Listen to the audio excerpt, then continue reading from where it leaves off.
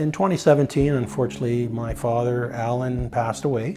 He was in a nursing home. It was one of my older son, James, that said, you know, Dad, like, you really need to understand what happened. In discussions with the coroner, I thought it was a good idea to reach out to a law firm because I felt that, you know, potentially there was, you know, wrongful doing, and I was looking for some help to sort through it. And yeah, met Jan at Gluckstein, and she was kind enough to take this case on, and we went through the process and it was successful.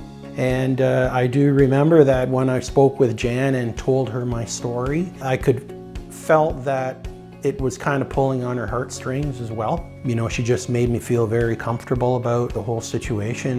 You know, at that point I really felt I was already in good hands, because I did speak with a few other firms, but I think it was in speaking with Jan that the comfort level was there and led me to continue to work together. The communication's a really important part. I mean, I'd never done that before, so it was all new to me. And I was very impressed with how, you know, the communication was always there. And not just through the case, other things, like I actually participated in a couple of seminars that Gluckstein held, which I was interested in, just to better understand how things worked. So yeah, the communication was always there, and I never felt like I was wondering, you know, what's going on. It means the world to me, to be honest. I mean, they probably wouldn't want to hear this, but to me it wasn't just about the money, which is an important thing. No one works for free, but the principle as well. So, you know, my father did pass away wrongfully, and I wanted justice.